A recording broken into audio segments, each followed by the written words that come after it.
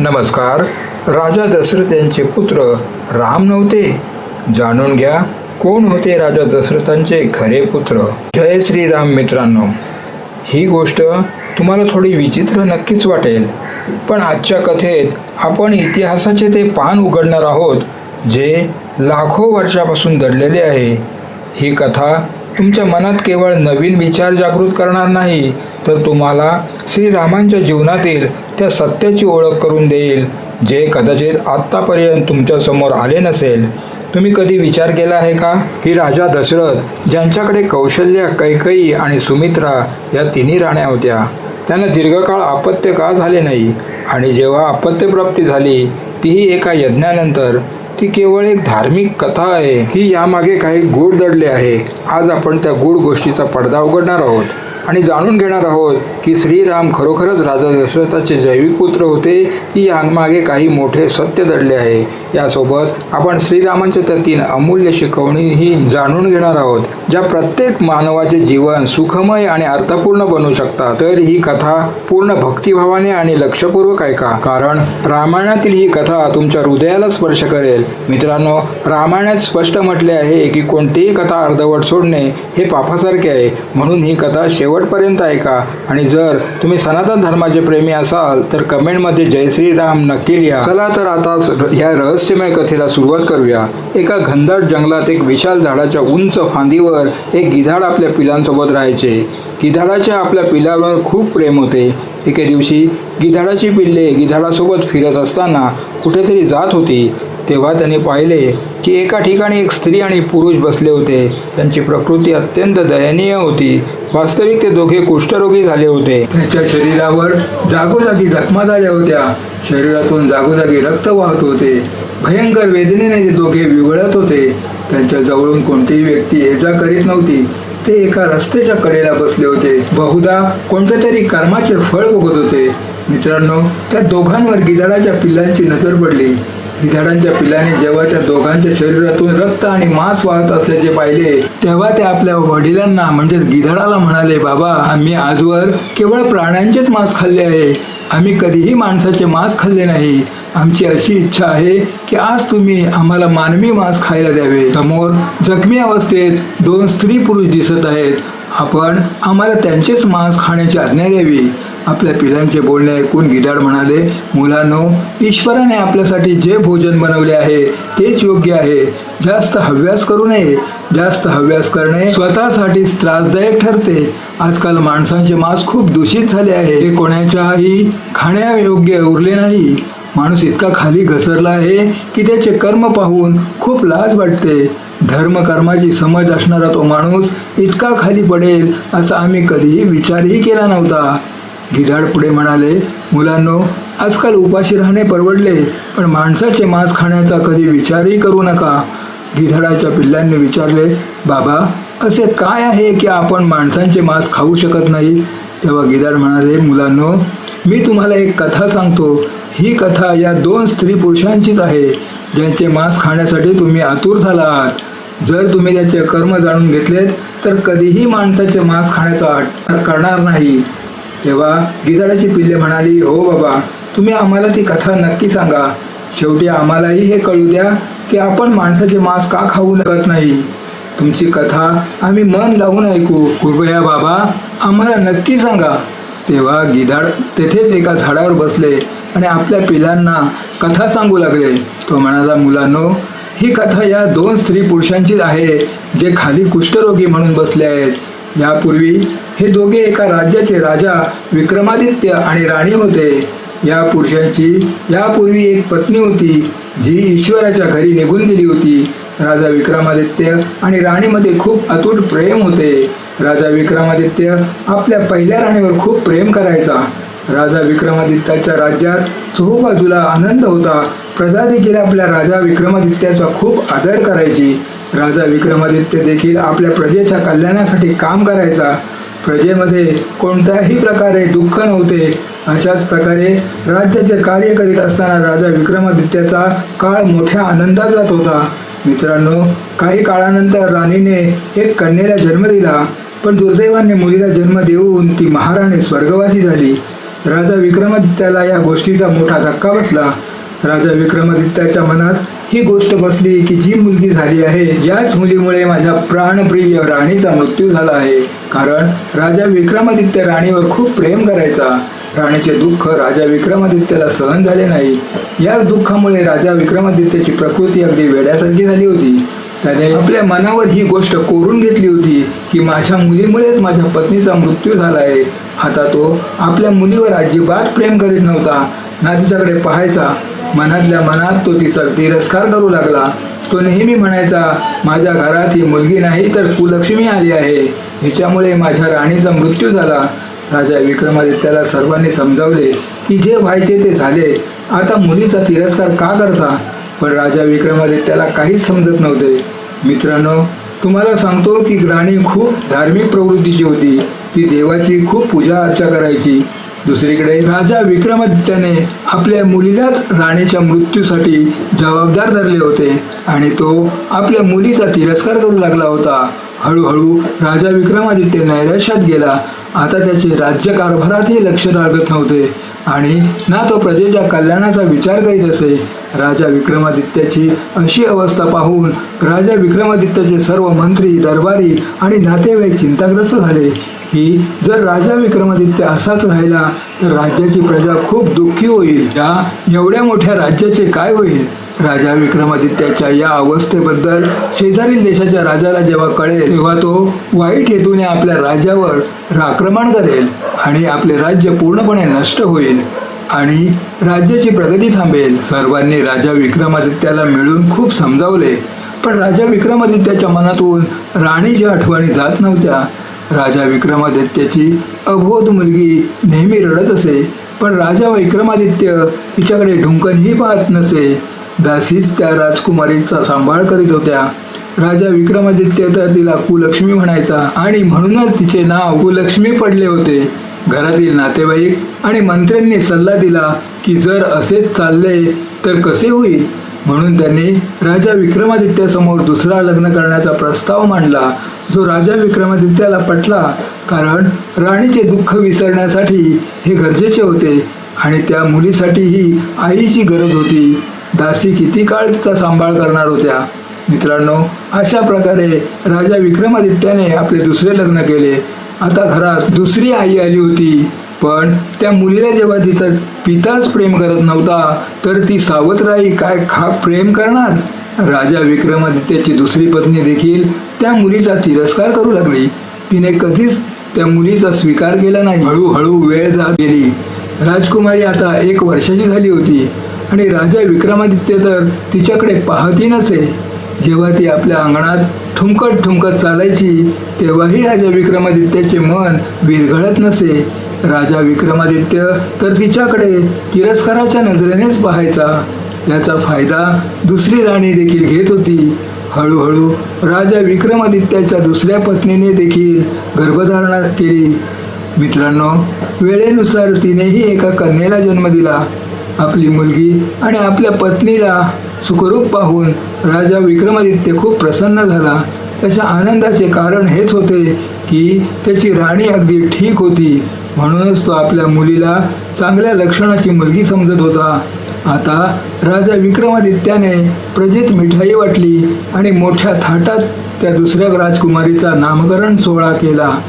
राजा विक्रमादित्याने तिचे नाव वैभवी ठेवले. अशा प्रकारे मित्रांनो, वैभवी आणि कुलक्ष्मी दोघेही सोबत वाढू लागल्या. हळूहळू वेळ निघून जात होती. राजा विक्रमादित्य वैभवीवर खूप प्रेम करायचा, पण ज्याला ते कुलक्ष्मी मानायचे तिच्याकडे ते पाहायचे देखील नाही. काळ आपल्या गतीने पुढे जात राहिला. हळूहळू राजकुमारी वैभवीला शिक्षण दिले गेले. राजकुमारीप्रमाणे तिची सर्व कामे केली गेली, पण कुलक्ष्मीच्या शिक्षणाची कोणतीच व्यवस्था केली नाही. हळूहळू जेव्हा दोन्ही मुली मोठ्या झाल्या तेव्हा दिसायला दोन्ही सारख्याच वाटायच्या. दोघींमध्ये जास्त फरक नव्हता, पण त्यांच्या संगोपनात राजा विक्रमादित्य आणि राणीच्या बाजूने खूप फरक होता. वैभवीचे जे कपडे असायचे, जर ते जुने झाले तर तेच कपडे काढून कुलक्ष्मीला घालायला दिले जायचे. कारण मित्रांनो, जेव्हा पिताच तिच्यावर प्रेम करत नव्हता तेव्हा दुसरे कोण पाहणार होते? बिचारीची आई तर नव्हतीच. हळूहळू दोन्ही मुली लग्नाच्या योग्य झाल्या. एके दिवशी राणी म्हणू लागली, महाराज, मुली मोठ्या झाल्या आहेत, आता त्यांचे लग्न आपण लावून दिले पाहिजे. मित्रांनो, जी कुलक्ष्मी होती ती खूप धार्मिक प्रवृत्तीची होती. आपल्या आईप्रमाणे तिची आई देखील खूप धार्मिक होती. जी तिला जन्म देऊन वारली होती ती देखील खूप धार्मिक होती आणि नेहमी देवाची खूप पूजापाठ करायची. तर दुसरीकडे वैभवी मोठ्या गर्भात राहायची. तिला हा गर्व होता की ती राजकुमारी आहे, तिच्याकडे आई आणि वडिलांचे दोघांचे प्रेम आहे. पण बिचारी कुलक्ष्मीला आई वडिलांचे प्रेम मिळत नव्हते. कुलक्ष्मी थोडी जास्त समजूतदार होती. तिची सावत्र आई काहीही म्हणो किंवा तिची बहीण काहीही म्हणो, ती गप्पपणे सर्व ऐकून घेत असे. राजा विक्रमादित्य आणि राणी सोडून महालातील इतर सर्व लोक कुलक्ष्मीबद्दल सहानुभूती बाळगायचे. पण वैभवी आणि तिची आई नेहमी तिला टोचून बोलायच्या. राजा विक्रमादित्य तर आपली मुलगी वैभवीला पाहून आनंदित व्हायचे, पण ज्याला ते कुलक्ष्मी म्हणायचे तिला पाहून ते रस्ता बदलायचे. बिचारी कुलक्ष्मी आपल्या पित्याच्या प्रेमासाठी तरसत राहायची, पण राजा विक्रमादित्य कधीच तिला आपल्या डोळ्यांसमोर येऊ देत नसे. राजा विक्रमादित्याने सक्त ताकीद दिली होती की जेव्हा तो महालात येईल तेव्हा त्यांची मुलगी कुलक्ष्मी त्याच्या समोर येऊ नये. या गोष्टीची पूर्ण काळजी घेतली जात असे. आता जेव्हा मुली लग्नायोग्य झाल्या तेव्हा लग्न तर करावेच लागणार होते. भले राजा विक्रमादित्य तिचा कितीही तिरस्कार का करेना, मुलीचे लग्न तर करावेच लागणार होते.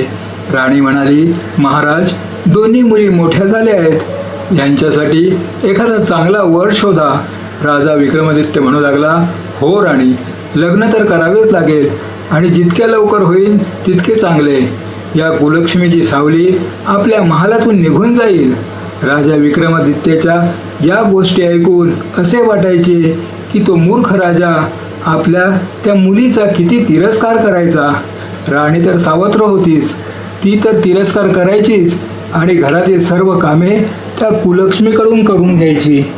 राणीची नेहमी हीच इच्छा असायची की तिची सावत्र मुलगी नेहमी दुःखी राहावी. म्हणूनच तिने राजा विक्रमादित्याला सांगितले, महाराज, आपण आधी या कुलक्ष्मीचे लग्न करून तिला या घरातून दूर करूया. आपल्या मुलीचे लग्न आपण नंतर करूया. राजा विक्रमादित्य म्हणाला, काही हरकत नाही, आपण हिचे लग्न आधी करूया. जशी ही आहे तसाच हिच्यासाठी मुलगा शोधूया. राणी म्हणू लागली, अरे राजासाहेब, हिच्यासाठी तर एखादा अंध भिकारी मुलगाच योग्य ठरेल. ही कुठली राजवाड्यांच्या लायकीची आहे, जिथे कुठे जाईल तिथे सत्यानाश करेल. ही तर आपल्या आईलाच खाऊन गेली, तिथे गेल्यावर काय काय करेल कोणास ठाऊक. हिच्यामुळे आपल्याला काय काय ऐकावे लागेल कोणास ठाऊक. यावर राजा विक्रमादित्य म्हणाला, राणीसाहेब, तुम्ही अगदी बरोबर बोलत आहात. राजा विक्रमादित्याने लगेचच आपल्या महालात न्हावी आणि पंडिताला बोलावले आणि सांगितले की कुलक्ष्मीला एक अंध आणि कुटुंबापासून विरहित असा वर शोधून आणा, ज्याचे कोणीही नसेल. राजा विक्रमादित्यच्या आज्ञा मिळताच न्हावी आणि पंडित वराच्या शोधात निघाले. चालत चालत ते खूप लांब एका गावात पोहोचले. तिथे मंदिराबाहेर त्याने एक वृद्ध महिला बसलेली पाहिली. तिला एक मुलगा होता. आई मुलगा दोन्ही भीक मागत होते. मुलगा अंध होता आणि घराच्या नावावर एक मोडकी तोडकी गवत फुसाची झोपडी होती. न्हावी आणि पंडित त्याला पाहून खूप आनंदी झाले, कारण कित्येक दिवसापासून त्यांना राजा विक्रमादित्याला हवा होता तसा वर मिळाला नव्हता. न्हावी आणि पंडित त्या भिकारीण महिलेकडे गेले आणि तिला म्हणाले, माई, आम्ही तुझ्या मुलासाठी एक खूप चांगले स्थळ घेऊन आलो आहोत. हे ऐकून ती भिकारीण आधी हसली आणि मग म्हणाली, का रे बाबा, का माझी चेष्टा करत आहात? माझ्या अंध मुलाशी कोण लग्न करणार? तेव्हा न्हावी म्हणाला, अरे नाही, खरंच आम्ही तुझ्या मुलासाठी खूप चांगले स्थळ घेऊन आलो आहोत आणि तेही राजवाड्यातून. हे ऐकून भिकारणीचा विश्वासच बसला नाही. पण जेव्हा तिला राजवाड्याची नाते जोडले जाण्याची गोष्ट कळली तेव्हा ती लगेच तयार झाली. न्हावी आणि पंडित त्या भिकारणीच्या मुलासोबत नाते निश्चित करून राजवाड्यात परतले आणि राजा विक्रमादित्याला सर्व हकीकत सांगितली. यानंतर राजा विक्रमादित्याने आपली मुलगी कुलक्ष्मीचे लग्न त्या अंध भिकाऱ्याशी लावून दिले आणि हुंड्याच्या नावावरही तिला काहीच दिले नाही. कुलक्ष्मी जेव्हा आपल्या सासरी पोहोचली तेव्हा तिने पाहिले की तिथे एक मोडकी तोडकी झोपडी होती, जिथे बसण्यासाठीही योग्य जागा नव्हती. ती देवाची प्रार्थना करू लागली, हे देवा, ही माझी कसली परीक्षा आहे. मला पती मिळाला, तोही अंध. जर जोडीदार नीट असता तर आम्ही दोघांनी मिळून काहीतरी केले असते. असो, देव जे काही करतो ते चांगल्यासाठीच करतो. कुलक्ष्मीने हे मान्य केले की तिचा पती तिचा परमेश्वर आहे आणि तिने आपल्या पतीची आणि सासूची सेवा करण्यास सुरुवात केली. ती त्यांच्यासाठी जेवण बनवत असे आणि सर्वात आधी त्यांना खाऊ घालत असे, मग स्वतः खात असे.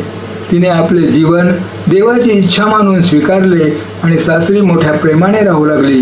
दुसरीकडे जेव्हा बराच काळ निघून गेला तेव्हा राणीने राजा विक्रमादित्याला सांगितले, महाराज, आता तर ती अपशकुनी मुलगी आपल्या घरातून निघून गेली आहे.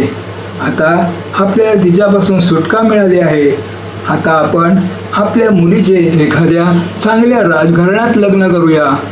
आता उशीर न करता राजा विक्रमादित्याने न्हावी आणि पंडिताला बोलावले आणि लग्नाचे साहित्य देऊन एखाद्या चांगल्या राजकुमाराच्या शोधात पाठवले.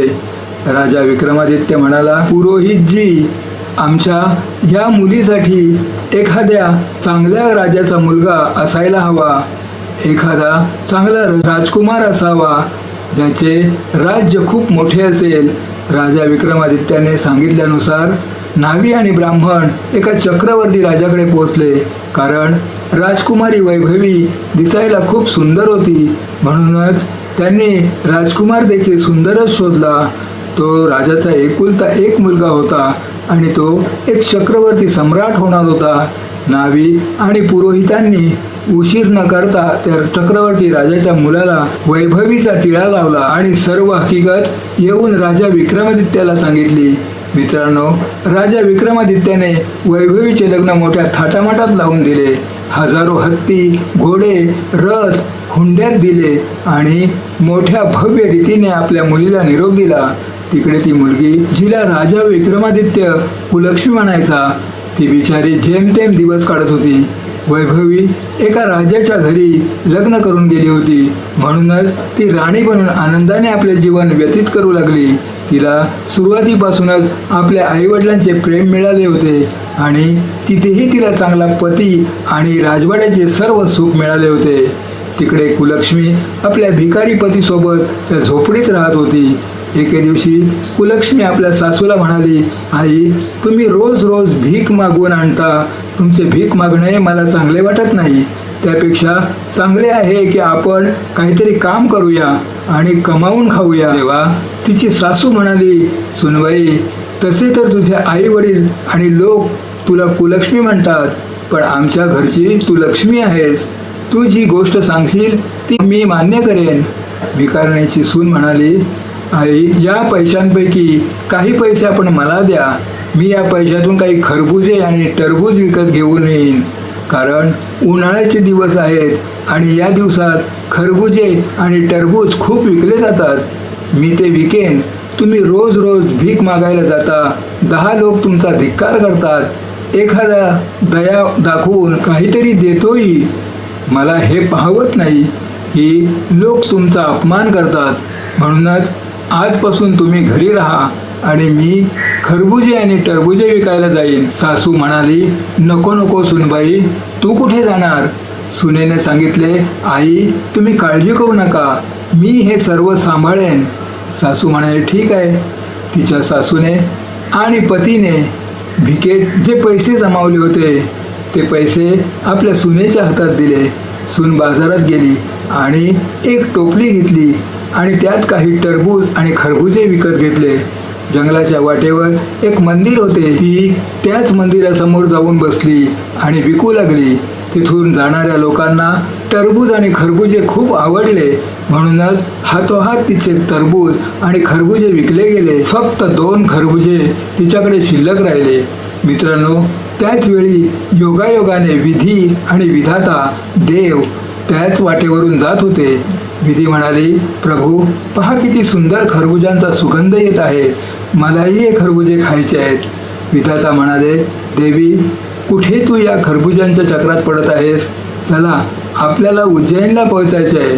विधीने हट्ट केला, नाही नाही प्रभू, मला तर हे खरबुजे खायचे आहेत. माता विधी हट्टाला पेटली, म्हणाली, पहा स्त्री खरबुजे विकत आहे आणि ती तर तुमची भक्त आहे.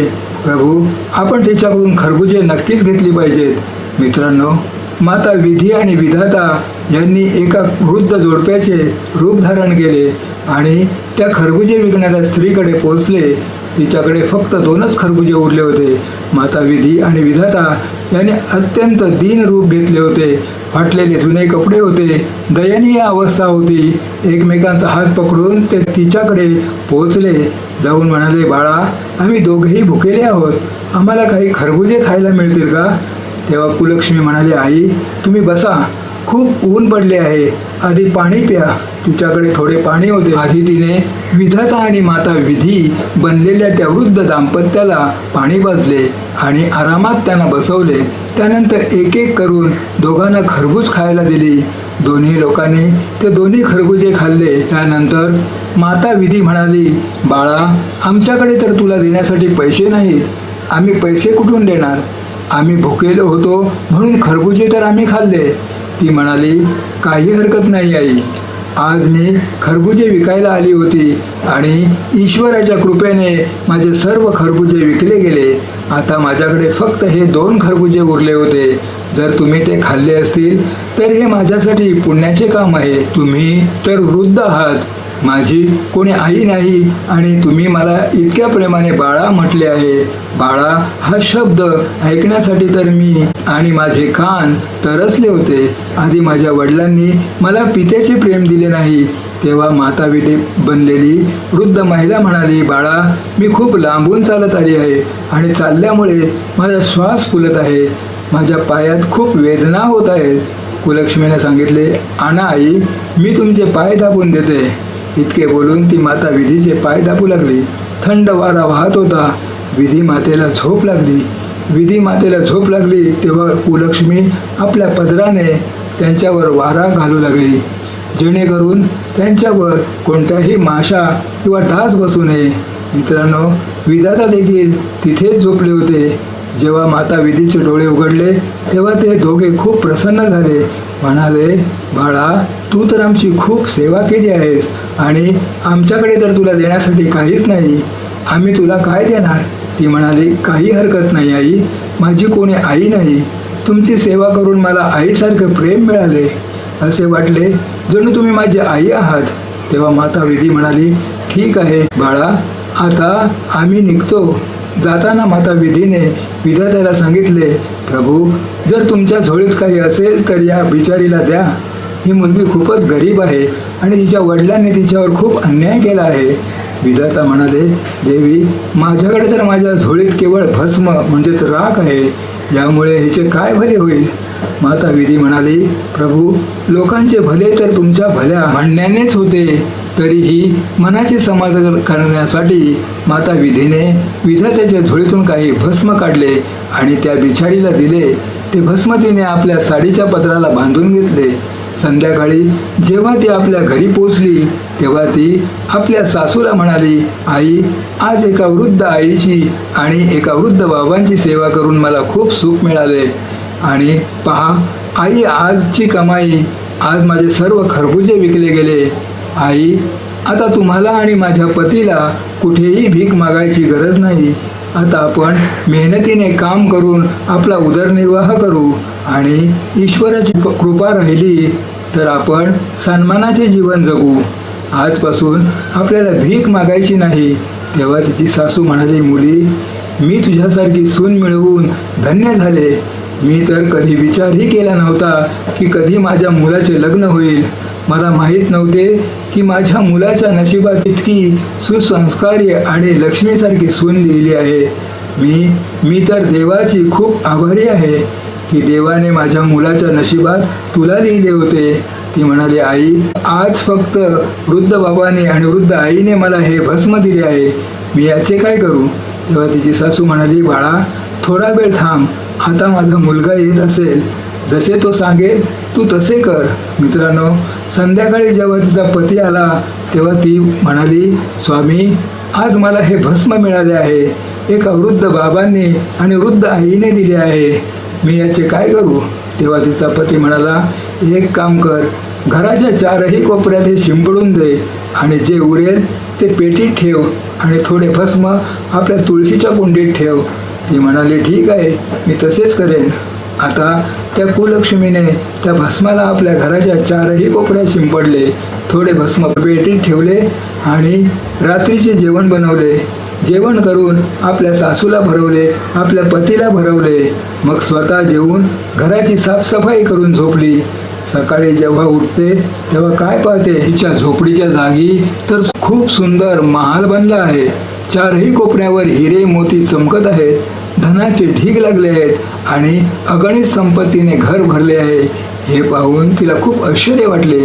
ती धावत धावत आपल्या सासूकडे गेली आणि म्हणाली, आई उठा, पहा काय चमत्कार झाला आहे. तिच्या सासूचे डोळे उघडले तेव्हा तिने पाहिले की घर तर ओळखताच येत नाहीये. ती म्हणाली, अरे सुनबाई, आपण तुझ्या माहेरी आलोत की काय? आजवर तर तुझ्या वडिलांनी कधी इकडे वळूनही पाहिले नाही, पण मी तर झोपले होते. तुझ्या वडिलांचे हृदय कसे परिवर्तन झाले? तेव्हा ती कुलक्ष्मी म्हणाली, नाही आई, हे माझ्या वडिलांचे घर नाही, हे तर आपले घर आहे. पहा, बहुधा देवाची कृपा झाली आहे. त्यांच्याच कृपेने माझे भाग्य बदलले आहे. पहा, बहुधा ते वृद्ध बाबा आणि वृद्ध आई दुसरे कोणी नसून साक्षात ईश्वरच असतील, ज्यांना मी ओळखू शकले नाही. देवाला न ओळखता आल्याचे दुःख आता तिला खूप सतावू लागले आणि ती रडू लागली की देव साक्षात माझ्याकडे आले आणि मी त्यांना ओळखू शकले नाही. तिच्या सासूने तिला धीर दिला. तेव्हाच तिच्या पतीचे डोळे उघडले आणि तो ओरडून म्हणाला, अरे कुलक्ष्मी, हे मी माझ्या डोळ्यांनी काय पाहतोय? आता तर मला दिसत आहे. तो आपल्या आईला म्हणाला, आई बघ, मला सर्व काही दिसत आहे. आता मी अंध राहिलो नाही. हे पाहून कुलक्ष्मीच्या आनंदाला पारावर उरला नाही. तिच्या पतीचे डोळे बरे झाले होते. हे तिच्या आयुष्यातील सर्वात मोठा आनंद होता. इतका आनंद तर तिला धनदौलत मिळवूनही झाला नव्हता. देवीच्या कृपेने आता तिचा पती कोणत्याही राजापेक्षा कमी दिसत नव्हता. आता त्याने ठरवले की जेव्हा इतकी मोठी कृपा झालीच आहे तर आपण देवाची कथा का करू नये, पाठ का करू नये, लोकांना आपल्या घरी का बोलवू नये आणि खूप मोठे जेवण का देऊ नये. तिची सासू म्हणाली, मुली, तू तर माझ्या घराची लक्ष्मी आहेस. तुला जसे करायचे आहे तसे कर. मी कधीही नकार दिला आहे का? मित्रांनो, आता कुलक्ष्मीने आपल्या घरात एक कथेचे आयोजन केले आणि आपल्या नातेवाईकांना आमंत्रण दिले. सर्व नातेवाईकांना निमंत्रण धाडले गेले. एक पत्र आपल्या माहेरीही पाठवले आणि एक चिठ्ठी आपली बहीण वैभवीच्या घरीही पाठवली. निमंत्रण मिळताच कुलक्ष्मीचे वडील आणि तिची सावत्र आई देखील आले. ते आले तर खरे, पण मित्रांनो, त्याची प्रकृती खूप खराब झाली होती. ते आपल्या मुलीच्या दुर्दशेवर हसण्यासाठी तिथे आले होते. पण तिथे पोचल्यावर वडिलांची मान तर शरमेने खाली झुकली. तो विचार करीत होता की माझ्या मुलीसोबत असे केले, पण तिचे नशीब पहा. नशिबापुढे कोणाचेही चालत नाही. माझ्या इच्छेने काय होते? जेव्हा देवाने तिचे नशीब स्वतः आपल्या हाताने लिहिले आहे. तिच्या आई वडिलांना आता खूप पश्चाताप होत होता, कारण जेव्हा कुलक्ष्मी आणि वैभवीचे लग्न झाले होते तेव्हा तिच्या वडिलांनी आपल्या मुलीला काहीच दिले नव्हते आणि मुद्दाम एका अंध भिकाऱ्याशी तिचे लग्न लावून दिले होते. याच पापामुळे तिचे वडील आणि सावत्र आई दोन्ही कुष्ठरोगी झाले होते. खूप उपचार करूनही ते बरे होत नव्हते. त्यांचा राजकारभार धोक्यात येत होता. प्रजेमध्ये राजाबद्दल संताप निर्माण झाला होता, कारण जेव्हा राजाच राज्य करण्यास समर्थ नसतो तेव्हा राज्य तर गरीब होणारच. त्यांच्या राज्यात घुसखोरी होऊ लागली होती. तिचे वडील केवळ नावापुरतेच राजा राहिले होते. मित्रांनो, जेव्हा तिची बहीण वैभवी आली आणि वैभवी तर आधीच गर्विष्ठ होती, ती आधी कुलक्ष्मीला पावला पावलावर टोमणे मारत असे. जेव्हा वैभवी आली तेव्हा तिने आपल्या बहिणीचे वैभव पाहून तिचे डोळे विस्फारलेच राहिले. ती विचार करू लागली की एका चक्रवर्ती सम्राटाची पत्नी आहे माझ्याकडे इतके मोठे राज्य आहे, पण हा महाल आणि येथील सुबत्ता तर माझ्यापेक्षा खूप जास्त आहे. आपल्या बहिणीचे वैभव पाहून ती खूप अस्वस्थ झाली आणि म्हणाली, कुलक्ष्मी, तुला हे सर्व कुठून मिळाले, कसे मिळाले? तेव्हा कुलक्ष्मीने सर्व हकीकत आपल्या बहिणीला सांगितली. वैभवी हे ऐकून आणखीनच बिथरली. वैभवीच्या मनात पुन्हा एकदा हाव निर्माण झाली. तिला कोणत्याही परिस्थितीत आपली बहीण कुलक्ष्मीला कमी लेखायचे होते. तिला तर असे वाटत होते की कुलक्ष्मी तिच्यापेक्षा कधीच वरचढ ठरू नये. पण ज्याला देव वर आणतात त्याला कोण रोखू शकते? वर आणणारा तर देवच आहे. कोणाला कधी काय बनवून देईल हे कोणीच सांगू शकत नाही. वैभवीने जेव्हा आपल्या बहिणीला विचारले की तिच्या श्रीमंतीचे काय कारण आहे, तेव्हा भोळ्या कुलक्ष्मीने सर्व हकीकत तिला सांगितली की तिने एका वृद्ध पुरुष आणि एका वृद्ध महिलेला खरबुजे खायला दिले होते. त्यांच्याच आशीर्वादाने हे सर्व झाले आहे. आपल्या बहिणीकडून हे सर्व ऐकल्यावर वैभवी राजवाड्यात जाऊन आपल्या पतीला म्हणाली, हे पहा, मी देखील खरबुजे विकायला जाईन. तिचा पती म्हणू लागला, अरे वैभवी, तू या कशा गप्पा मारते आहेस? आपल्या राज्यात कशाचीही कमी नाही आणि तुझी ही बहीण तर इतकी गरीब होती. तिची खरी श्रद्धा आणि भक्ती पाहून त्यावर देवाने कृपा केली आहे. तू तर का हेव्यामुळे जळत आहेस? तुझ्याकडे कोणत्या गोष्टीची कमतरता आहे? पण वैभवी काही ऐकली नाही. ती म्हणू लागली, नाही, मला तर खरबुजे विकायला जायचेच आहे.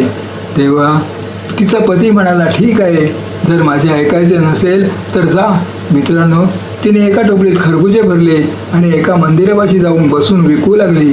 योगायोगाने त्या दिवशीही माता विधी आणि विधाता देव तिच्याकडून जात होते. खरबुजे अतिशय ताजी होती. माता विधी म्हणाले, प्रभू, पहा, मला खरबुजे खायचे आहेत. उन्हाळ्याचे दिवस आहेत आणि इथे खूप छान खरबुजे दिसत आहेत.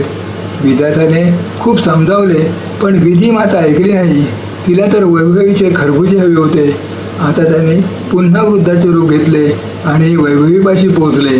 त्या दिवशी वैभवीचा एकही खरबुजा विकला गेला नव्हता. माता विधी म्हणू लागली, बाळा, खूप भूक लागली आहे. उन्हामुळे जीव चालला आहे. खूप तहानही लागली आहे. थोडे पाणी पाज आणि आम्हाला थोडे खरबुजे खायला दे. यावर वैभवी ओरडली, अरे, इथून चालते व्हा. तसेही सकाळपासून बोनी झालेली नाही. कुठून हे भिकारी आले मागायला? आता विधी आणि विधाता एकमेकाकडे पाहून मनातल्या मनात हसले आणि तिथेच बसले. वैभवी काठी उगारून म्हणाली, हटा इथून. तुम्ही लोक किती घाणेरडे आहात. मी इथे खरबुजे विकायला आले आहे. तुम्हाला पाहून माझ्याकडून कोणी खरबुजे विकतही घेणार नाही. अजूनपर्यंत माझा एकही खरबुजा विकला गेला नाही आहे आणि जेव्हा देव येतील तेव्हा मी त्यांना कसे खरबुजे खायला देऊ? तुम्ही लोक मागे हटा. मित्रांनो, वैभवीने त्यांना एकही खरबुजा दिला नाही. सकाळची संध्याकाळ झाली, पण विधी आणि विधाता देव तिथे आले नाहीत. साक्षात रूपात ती उठून चालू लागली आणि म्हणाली, आता मी जाते. जेव्हा देव स्वतः आले नाहीत तेव्हा तिने त्या म्हातारीलाच विचारले, म्हातारे, तूच मला सांग, हे प्रभू, याला थोडे भस्म द्या. विधात्याने आपल्या झोळीत हात घातले आणि वैभवीला थोडे भस्म काढून दिले. वैभवी आनंदाने आपल्या घरी आली आणि पतीला म्हणाली, बघा, मी भस्म घेऊन आले आहे. आता याचे काय करायचे आहे? असे म्हणून तिने सर्व भस्म आपल्या घरात शिंपडले आणि थोडे तुळशीच्या कुंडीत टाकले. रात्री जेवण करून झोपली. आधी तर तिला रात्रभर झोप लागलीच नाही आणि जेव्हा सकाळी ती उठली तेव्हा तिने विचार केला होता की घरात सकाळी हिरे मोत्यांचे ढीग लागलेले मिळतील. असा विचार करून ती खूप आनंदी झाली होती. पण जशी ती सकाळी उठली तशी काय पाहते की तिच्या राजवाड्याच्या जागी एक झोपडी बनली आहे आणि जागोजागी किडे मुंग्या भुणभुणत आहेत. आता तर वैभवी तोंड पकडून रडू लागली आणि म्हणू लागली, हे देवा. आता ती शिवीगाळ करू लागली आणि आपल्या बहिणीला शिव्या देऊ लागली की हिने हे काय करून ठेवले. आता तिचा पती तिला समजावू लागला, बघ वैभवी, तू जे काही लोभापोटी केले म्हणून तुझ्यासोबत असे झाले आहे. तुझी बहीण मनाची खूप चांगली आहे. देवाने तिची भक्ती पाहून तिच्यावर कृपा केली, पण तू लोभापोटी होतीस आणि तुझ्याकडे जे होते तेही कमावून बसलीस. जे आपल्याकडे असते त्याचं समाधान मानले पाहिजे. तिच्या पतीने तिला खूप समजावले, पण वैभवी आपली बहीण कुलक्ष्मीला कोसू लागली. ती म्हणू लागली, असं वाटतंय की माझ्या त्या बहिणीची सावली माझ्यावर आणि माझ्या घरावर पडली आहे, म्हणूनच आमच्यासोबत असे झाले आहे. तिच्या पतीने तिला खूप ओरडले आणि सांगितले, तू अजूनही सुधारून जा. जेव्हा ही बातमी तिच्या माहेरी पोचली तेव्हा राजा आणि राणी जे कुष्ठरोगी झाले होते तिला भेटायला आले. आपल्या आईवडिलांची अशी अवस्था पाहून वैभवी म्हणाली, अरे लांब व्हा, तुम्ही माझ्या घराच्या आत येऊ नका. अशा आईवडिलांची मला गरज नाही आहे, जे इतके घाणेरडे आहेत, जे कुष्ठरोगाने ग्रासले आहेत. मी अशा आईवडिलांना ठेवू शकत नाही आणि ना त्यांची सेवा करू शकेन. माझ्यापासून दूर राहा. मित्रांनो, तिच्या आई वडील आपल्या मुलीच्या दुःखात सहभागी व्हायला आले होते, पण त्यांच्या मुलीने त्यांना रागावून तेथून हाकलून लावले. आणि जेव्हा ही बातमी कुलक्ष्मीला समजली की तिचे आई वडील दारोदारचे भिकारी झाले आहेत आणि तिच्या बहिणीचे राज्य नष्ट झाले आहे, तेव्हा कुलक्ष्मी आपल्या पतीसोबत त्यांना भेटायला तिच्या घरी आली. तिने आपली अर्धी संपत्ती देऊन आपल्या बहिणीचे राज्य पुन्हा मिळवून दिले आणि आपल्या आईवडिलांना तेथून आपल्या घरी घेऊन आली. परंतु ते दोघे कुष्ठरोगी झाले होते. त्यांचे पापी इतकी प्रबळ होती की देवाची प्रार्थना करूनही ते दोघे ठीक होऊ शकत नव्हते. तेव्हा त्याने सांगितले, बाळा, आता आपल्याला आपल्या कर्माची शिक्षा भोगावीच लागेल. तू आम्हाला माफ कर. आपल्या मुलीचे पाय धरून क्षमा मागून ते दोघे तिच्या घरातून निघून गेले. मित्रांनो, आणि कोण्या एकांत स्थळी बसून देवाची प्रार्थना करू लागले आणि आपल्या कुकर्माची क्षमा मागू लागले. मित्रांनो, त्यांच्या शरीरातून रक्त आणि मांस गळून खाली पडत होते. देवाने त्यांना त्यांच्या पापाची शिक्षा दिली होती. आपल्या पापांचे फळ भोगल्याशिवाय त्यांचा कोणताही औषधाने इलाज शक्य नव्हता. म्हणूनच त्यांना एकांत स्थळी नेऊन सोडले गेले. आता त्यांना आपल्या चुकीची पूर्ण जाणीव झाली होती की ज्याला ते कुलक्ष्मी समजत होते ती तर साक्षात लक्ष्मी निघाली आणि ते आपल्या चुकीसाठी देवाची क्षमा मागू लागले. पण त्यांचे पाप खूप मोठे होते, म्हणूनच त्यांना कोणताही आराम मिळाला नाही. ते आपल्या कर्माचे फळ याच आयुष्यात बसून भोगत होते. दुसरीकडे गिधाड म्हणाले, मुलांनो, हे तेच दोन्ही स्त्री पुरुष आहेत. आता सांगा की तुम्ही अजूनही त्या माणसाचे मांस खाऊ इच्छिता का? त्या दोघांचे कहाणी ऐकून गिधाडांची पिल्ले म्हणाली, बाबा, आम्हाला माफ करा की आम्ही अशा पापी लोकांना खाण्याची गोष्ट केली. आज आम्हाला कळून चुकले आहे की माणसाचे मांस आता कोणत्याही योग्य उरले नाही. सर्वात जास्त दूषित जर कोणी असेल तर तो माणूस आहे. अशा प्रकारे गिधाड आपल्या पिलांसोबत तिथून निघून गेले. मित्रांनो, या कथेतून आपल्याला ही शिकवण मिळते की कर्माची शिक्षा आपल्याला नक्कीच भोगावी लागते. जे आईवडील आपल्या सावत्र मुलीसोबत किंवा मुलांसोबत वाईट वागतात त्यांच्यासोबत असेच घडते. वाईट कर्माचे फळ वाईटच असते. थांबा, कथा अजून संपलेली नाही. आता आपण जाणून घेऊया राजा दशरथाचे पुत्र राम नव्हते तर कोण होते. राजा दशरथाचे खरे पुत्र. प्रिय दर्शकांनो, अयोध्येचे महान राजा दशरथ, ज्यांचे नाव यश आणि धर्मासोबत घेतले जाते, आपल्या काळातील सर्वात शक्तिशाली आणि धर्मनिष्ठ शासकांपैकी एक होते. त्यांच्या 3 राण्या होत्या, पण खूप काळ त्यांच्या राजवाड्यात पाळणा हलला नाही. ही गोष्ट राजा दशरथाच्या मनाला टोचत होती. मग एके दिवशी ऋषी वशिष्ठांच्या मार्गदर्शनाखाली एका यज्ञाचे आयोजन झाले. त्याच्या परिणामी 4 पुत्रांचा राम, लक्ष्मण, भरत आणि शत्रुघ्न यांचा जन्म झाला. पण प्रश्न असा आहे की काय हा केवळ यज्ञाचा चमत्कार होता की यामागे आणखी काही गूढ दडलेले आहे? कारण श्रीराम खरंच दशरथांचे पुत्र होते की हे एक असे सत्य आहे जे इतिहासाने दडवून ठेवले आहे? या रहस्याला समजून घेण्यासाठी आपण आणखी एका कथेकडे वळूया जी या सत्याचा उलगडा करते. कथा त्यावेळची आहे जेव्हा राजा दशरथ देवांच्या मदतीसाठी स्वर्गलोकात गेले होते. त्यावेळी देव आणि असुर यांच्यात भयंकर युद्ध सुरू होते. दशरथ आपल्या अदम्य साहसाने आणि युद्ध कौशल्याच्या जोरावर देवांच्या बाजूने लढले आणि त्यांना विजय मिळवून दिला. युद्ध संपल्यावर देवांनी दशरथाला सांगितले की हे राजा, तुम्ही धर्माचे रक्षण केले आहे. आता तुम्ही आपले लोक म्हणजेच अयोध्येला परत जा.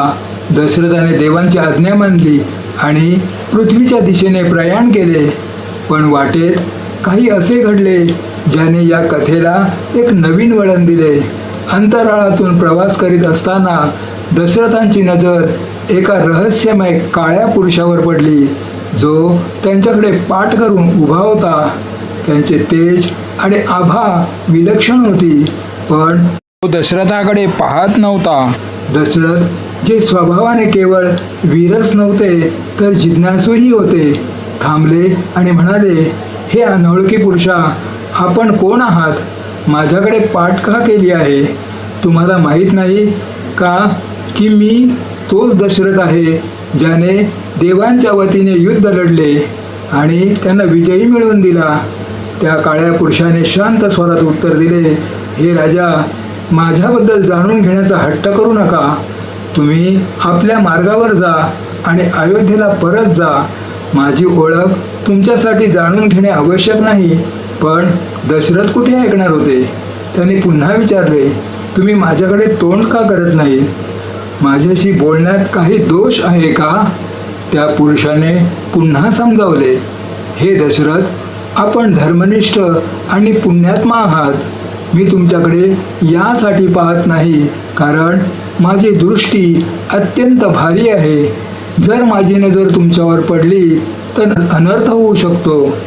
कृपया माझे ऐका आणि आपल्या पथावर पुढे जा. पण दशरथांची जिज्ञासा आणि आग्रह कमी झाला नाही. ते म्हणाले, मला कशाचीही भीती नाही. तुम्ही आपली ओळख द्या. मला जाणून घ्यायचं आहे की आपण कोण आहात. वारंवार आग्रह केल्यावर त्या पुरुषाने शेवटी सांगितले, हे राजा, मी शनिदेव आहे. माझी दृष्टी इतकी प्रबळ आहे की जर मी तुमच्याकडे पाहिले तर तुमच्या जीवनात आपत्ती येऊ शकते. तुमचे कल्याण माझ्यासाठी महत्त्वाचे आहे. म्हणूनच मी तुमच्याशी नजर मिळवत नाही आहे. कृपया आता पुढे जा. दशरथ जे युद्धात असुरांचा पराभव करून आले होते, या गोष्टीने अधिकच ठाम झाले. ते म्हणाले, हे शनिदेव, मी आपल्या दृष्टीचा सामना करण्यासाठी तयार आहे. तुम्ही माझ्याकडे पहा. जर काही अघटित घडले तर त्याची जबाबदारी माझी असेल. हे ऐकून शनिदेवांनी वारंवार नकार दिला, पण दशरथाचा आग्रह सुटला नाही. शेवटी शनिदेवांनी आपली दृष्टी दशरथावर टाकली. शनिदेवाची दृष्टी दशरथावर पडताच ते तात्काळ बेशुद्ध झाले आणि आपल्या रथातून अंतराळात खाली पडू लागले. त्यांची स्थिती अत्यंत नाजूक होती आणि असे वाटत होते की त्यांचा अंत निश्चित आहे. पण तेव्हाच आकाशात संचार करीत असलेल्या गिधाडराज जटायूची नजर त्यांच्यावर पडली. जटायू, जे आपल्या विशालता आणि शक्तीसाठी विख्यात होते, लगेच दशरथाच्या दिशेने गेले आणि आपल्या मजबूत पंखांनी त्यांना सावरले. हळूहळू त्यांनी दशरथाला सुरक्षितपणे पृथ्वीवर उतरवले. जेव्हा दशरथाला शुद्ध आली तेव्हा त्याने आपल्यासमोर जटायूला पाहिले. भावूक होऊन ते म्हणाले, हे गिधडराज, तुम्ही माझे प्राण वाचवले. तुम्ही माझे रक्षक आहात. मी तुमचे हे उपकार कधीही विसरणार नाही. आपण जे काही मागाल ते मी तुम्हाला देण्याचे वचन देतो. जटायूने नम्रतेने सांगितले, हे राजा, मला ना धन हवे ना राज्य. माझी फक्त एकच इच्छा आहे. जर भविष्यात तुम्हाला पुत्रप्राप्ती झाली तर तुमचा पहिला मुलगा मला द्या. दशरथ, जे त्यावेळी जटायूप्रती कृतज्ञतेने भरलेले होते, त्याने लगेच वचन दिले, हे जटायू, जर मला मूल झाले तर माझा पहिला मुलगा तुमचा असेल. हे माझे वचन आहे. यानंतर दशरथ अयोध्येला परतले. काळ गेला आणि यज्ञाच्या फलस्वरूप 4 पुत्रांचा जन्म झाला. जेव्हा श्रीरामांचा जन्म झाला तेव्हा दशरथाला आपले वचन आठवले. त्याने गिधाडराज जटायूला बोलावले आणि सांगितले, हे गिधाडराज, जसे मी वचन दिले होते, हा माझा पहिला मुलगा राम आता तुमचा आहे. जटायूने हसून सांगितले, हे राजा, अजून वेळ आलेली नाही. मी माझ्या पुत्राला योग्य वेळी घेऊन जाईन. तोपर्यंत तुम्ही रामाचे संगोपन करा. असे म्हणून जटायू तिथून निघून गेले आणि दशरथाने श्रीरामांना आपल्या पुत्राप्रमाणे वाढवण्यास सुरुवात केली. पण त्यांच्या मनात ही गोष्ट नेहमी राहिली की राम खरोखरच त्यांचे नसून जटायूची अमानत आहे. आता प्रिय दर्शकांनो, तुम्ही विचार करत असाल की ही केवळ एक कथा आहे की यामागे काही सत्य आहे. चला, काही पुराव्यांच्या आधारावर या रहस्याला अधिक सखोलपणे समजून घेऊया. विश्वामित्रांचे आगमन. जेव्हा महर्षी विश्वामित्रांना हे समजले की श्रीरामांचा अवतार झाला आहे, तेव्हा ते अयोध्येत पोचले. त्यांनी दशरथाला सांगितले, हे राजा, मला तुमच्या ज्येष्ठ पुत्रांची म्हणजे रामांची आवश्यकता आहे. त्यावेळी दशरथाचे 4 पुत्र होते, राम, लक्ष्मण, भरत आणि शत्रुघ्न. पण विश्वामित्रांनी केवळ रामालाच मागितले. हे ऐकून दशरथ व्याकुळ झाले. तुलसीदासजींनी रामचरित मानसात लिहिले आहे, सबसुत मोही प्राण की नाही, राम देत नाही बनत गोसाई. अर्थात माझ्यासाठी सर्व पुत्र प्राणासमान आहेत, पण रामाला देणे माझ्यासाठी शक्य नाही. विचार करा, जर सर्व पुत्र समान होते तर दशरथ केवळ रामाला देण्यासाठी इतका संकोच का करीत होते? याचे कारण हेच होते की राम जटायूची अमानत होती. दशरथाला ठाऊक होते की राम आपली अमानत आहे आणि कोणताही प्रामाणिक माणूस आपली अमानत दुसऱ्या कोणाला सोपवू शकत नाही. दशरथाचे अंत्यसंस्कार. जेव्हा श्रीराम वनवासात होते तेव्हा दशरथांचा मृत्यू झाला. हिंदू परंपरेनुसार वडिलांचे अंत्यसंस्कार सर्वात मोठ्या किंवा सर्वात लहान पुत्राने केले पाहिजेत. त्यावेळी राम वनवासात होते आणि सर्वात लहान मुलगा शत्रुघ्न अयोध्येत हजर होता. पण अंत्यसंस्कार शत्रुघ्नाने नाही तर भरताने केले. याचे कारण काय होते? कारण भरत हे दशरथांचे सर्वात मोठे जैविक पुत्र होते. राम हे जटायूच्या वचनाने बांधील पुत्र होते. ते दशरथांची अमानत मात्र होते. जटायूचे अंत्यसंस्कार. जेव्हा वनवासादरम्यान रावणाने जटायूचा वध केला तेव्हा त्याच्या अंत्यसंस्काराचे दायित्व श्रीरामांनी निभावले. श्रीरामाने जटायूला खांदा दिला आणि त्यांना मुखाग्नी दिली. हे एका पुत्राचे आपल्या वडिलांप्रती दिलेले कर्तव्य होते. जटायूला अनेक पुत्र होते, पण अंत्यसंस्कार रामानेच केले, कारण राम जटायूचे वचनबद्ध पुत्र होते. हे या सत्याचे सर्वात मोठे पुरावे आहेत की राम खरोखरच जटायूचे पुत्र होते, ज्यांना दशरथाने केवळ सांभाळले होते. आता जसे आपण सुरुवातीला वचन दिले होते, चला श्रीरामांच्या त्या 3 शिकवणी जाणून घेऊया, ज्या प्रत्येक माणसाच्या जीवनाला सार्थ बनवू शकतात. पहिली शिकवण, धर्माचे पालन. श्रीरामाने आपल्या जीवनात प्रत्येक टप्प्यावर धर्माचे पालन केले. मग ते वडिलांचे वचन पाळण्यासाठी वनवास स्वीकारणे असो किंवा माता सीतेच्या रक्षणासाठी रावणाशी युद्ध करणे असो. त्याची ही शिकवण आपल्याला सांगते, जीवनात कितीही संकटे आली तरी धर्माच्या मार्गावरून कधीही विचलित होऊ नये. दुसरी शिकवण, वचनाची शक्ती. रामाने आपल्या आयुष्यात प्रत्येक दिलेले वचन पूर्ण केले. मग ते दशरथांनी कैकेयीला दिलेले वचन असो किंवा जटायू प्रती त्यांचे कर्तव्य असो. हे आपल्याला शिकवते की एकदा जे वचन दिले ते कोणत्याही परिस्थितीत पूर्ण केले पाहिजे. तिसरी शिकवण, सेवा आणि त्याग. रामांनी आपल्या जीवनात नेहमी इतरांची सेवा आणि त्यागाला प्राधान्य दिले. मग ते सुग्रीवाचे सहाय्य करणे असो किंवा जटायू प्रती आपले कर्तव्य पूर्ण करणे असो. हे आपल्याला शिकवते की जीवनातील खरे सुख इतरांच्या कल्याणात आणि त्यागात आहे. प्रिय दर्शकांनो, ही कथा आपल्याला शिकवते की श्रीराम जे मर्यादा पुरुषोत्तम म्हणवले गेले ते केवळ दशरथाचे दत्तक पुत्र नव्हते, तर जटायूची अमानतही होते. दशरथाने त्यांचे आपल्या पुत्राप्रमाणे संगोपन केले, पण वचनामुळे राम जटायूचे पुत्र होते. हे रहस्य आपल्याला हे देखील समजावून देते की सनातन धर्मात वचन आणि कर्तव्याला किती महत्त्व आहे. तुम्हाला आमचा व्हिडिओ आवडला असेल तर आमच्या चॅनलला लाईक आणि सबस्क्राईब करा. कमेंट बॉक्समध्ये जय श्रीकृष्ण नक्की लिहा. राधे राधे मित्रांनो. जय हिंद, जय महाराष्ट्र. धन्यवाद.